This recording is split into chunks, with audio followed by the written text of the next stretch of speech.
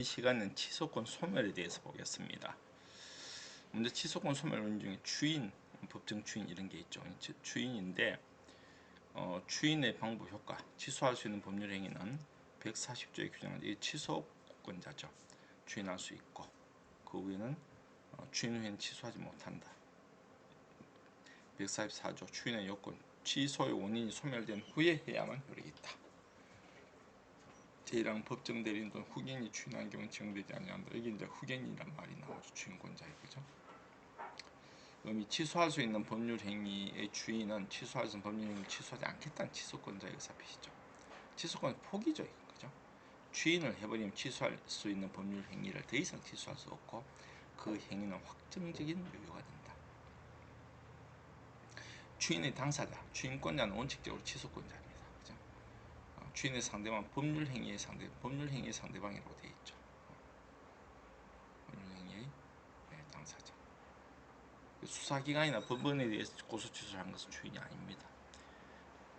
취소와 마찬가지로 법률행위 상대방만이 추인의 상대방이고 그 상대방으로 다시 권리를 전득한 자는 취소의 상대방이 될 수가 없다. 요건 취소 원인이 소멸되어야 된다.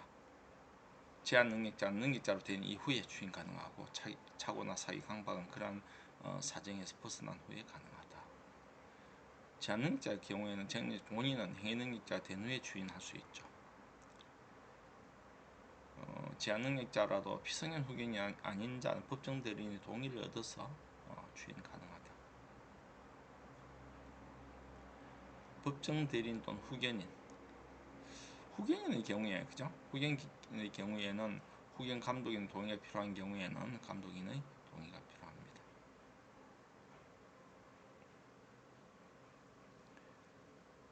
제한 능력자 법정 대리인 후견 취소 추인의 관계를 보면요. 제한능력자의 법률 행위에 제한능력자 본인이 취소해버리면 법정 대리인이나 후견인 추인할 수 없고요. 법정 대리인이나 후견인이 추인해버리면 또 제한능력자 본인 취소할 수 없습니다. 추인은 취소권의 포기죠. 그래서 취소할 수 있는 행위임을 알고 해야 된다. 추인의 방법은 묵시적으로 할 수 있고 효과는 확정적 유효입니다. 취소권이 소멸하기 때문에 다시 취소할 수 없습니다. 취소 후의 추인, 무효인 법률 행위의 추인이 되는 경우는 아까 말해서 넘어가겠습니다. 법정 추인이 문제가 있죠. 법정 추인은 취소할 수 있는 법률 행위에 관해서 추인할 수 있는 후에 다음 각호의 사유가 추인한 것을 본다. 근데 이 보류하면 그렇지 않다.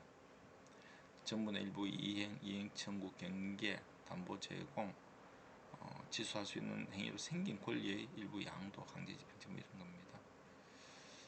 뜻은 추인할 수 있은 후에 당사자 사이에 일정한 사유가 있으면 당연히 추인으로 간주되어 버립니다.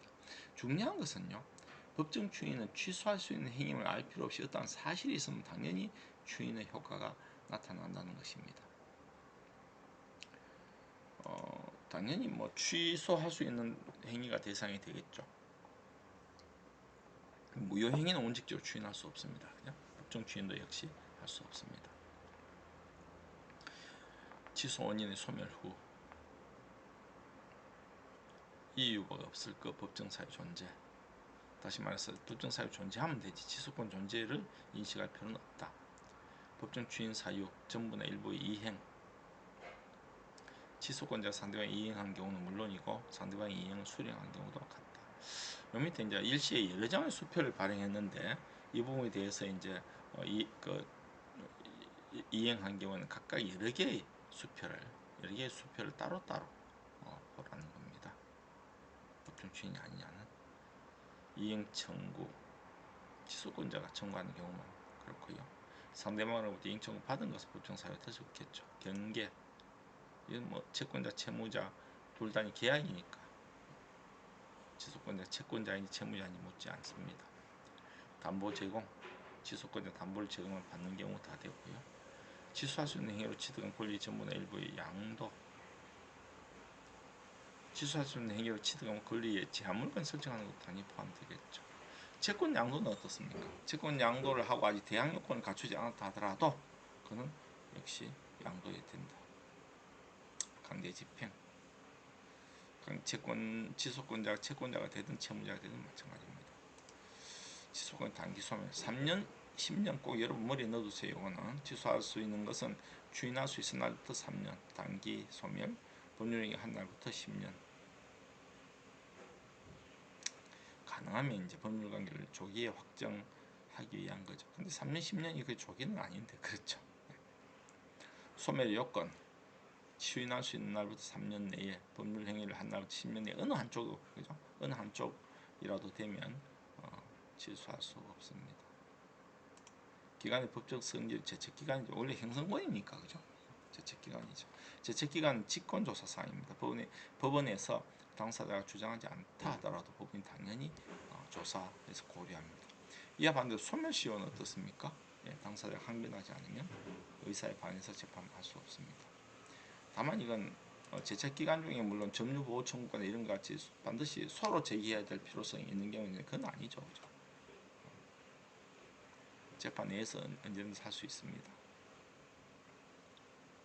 기간 중단이나 정지를 할 수 있는 이건 나중에 소멸시효 할 때 같이 배우겠습니다. 제척기간의 경우는 우리 판례는 시효 중단 비적용, 소멸시효 정지도 비적용 이렇게 되어 있습니다.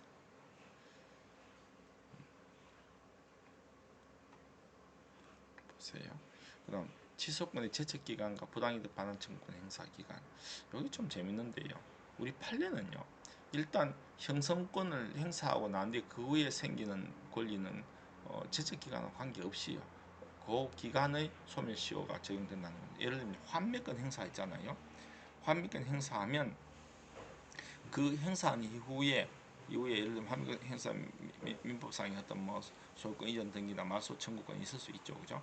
그것은 10년의 소멸시효 기간이 다시 진행한다는 겁니다. 이거 이제 우리 판례 중요한 판례 중에 하나입니다. 기간의 기산점은 추인할 수 있는 날부터 3년, 추인할 수 있는 날은 결국 취소 원인이 소멸한 날이겠습니다. 쭉 보고요. 제한 능력을 이유로 한 취소이긴 제한 능력자는 행위 능력자가 된 후부터 3년, 법정 대리나 후견인은 그 안 때부터 3년이 되겠죠. 이제 문제는 법정 대리나 후견인의 취소권이 3년 제척기간 경우 소멸하기 전에 제한 능력자 본인이 행위 능력자가 돼버리면 법정 대리는 없어져 버리죠. 그죠? 이건 아예 문제 없죠. 그래서 제한 능력자가 행위 능력자가 된 후 3년이 경과해야 취소권이 소멸돼 버립니다. 물론 그 전에 행위 능력자가 되기 전에 법정 대리인의 그 취소권이 소멸돼 버리면 그거는 뭐 할 수 없는 것이죠. 소멸되는 것이죠. 후견감독인의 취소권, 후견감독인도 할 수 있습니다. 감독인 매매사에 안 날부터 3년 안에 행사해야 된다. 하나의 법률에 여러 개의 취소 원인이 있으면 취소권의 기산점이 다를 수가 있습니다. 예를 들면 제한 능력자가 사기를 당한 후에 제한 능력을 이유로 한 취소권은 그 행위 능력자가 된 경우, 그죠? 그리고 사기를 원인으로 한 경우는 취소권 제한 능력자가 법정에 사기를 안 날부터 3년이겠죠. 문제는 이제 이게 제소 기간 아니면 재판상 할 때 취소할 수 있잖아요. 근데 이 경우는요. 이게 제척 기간이 있어서 참 문제되는데 제척 기간 안에 소를 제기한다거나 또 준비서를 제출한다고 해서 제척 기간을 지킬 수 있는 것이 아니고요. 그것이 상대방에게 반드시 도달해야 된다는 것. 즉 소장을 법원에 접수시키는 것만으로는 되지 않는다는 겁니다. 준비서를 제출시키는 것만으로는 안 된다고 굉장히 중요합니다, 여러분. 나중에 실무에서도 굉장히 문제가 됩니다.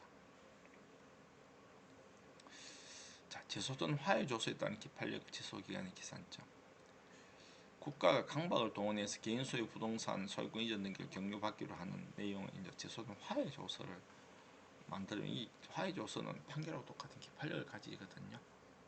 그러면 이제 소유권 이전 등기가 됐다. 그럼 그 의사 표시를 취소한다 하더라도 그 화해 조서의 기판력 때문에 취소에 따른 반환을 청구할 수 없습니다. 그러면 그 취소의 기산점이 언제 되느냐? 그거는 무슨 추인할 수 있는 3년은 뭐냐면 취소의 준재심 판결 확정일로부터 기산합니다. 이게 이제 오히려 길어지는 겁니다. 그죠? 준재심이라는 것은 이 화해조서를 없애는 재심입니다. 판결은 재심이라 그러고 화해조서는 준재심이라고 그러거든요. 준재심 판결을 확정된 날부터 기산하기 굉장히 길어지죠. 다만 이제 법률 행위를 한 날부터 10년인데 이것은 최소한 요 10년 이내에요. 이내에 준재심 판결을 최소한 제기해야 된다. 기판리 배제를 해서 준재심 청구를 최소한 해야 된다는 겁니다. 확정 판결과 관계없는 겁니다. 그죠? 취소권 소멸 146조 적용 범위는 행정행위라든가 소송행 적용되는 여기는 오히려 더 굉장히 빠를 수가 있고요. 독자적인 거기 때문에 그렇습니다. 여기까지 하겠습니다.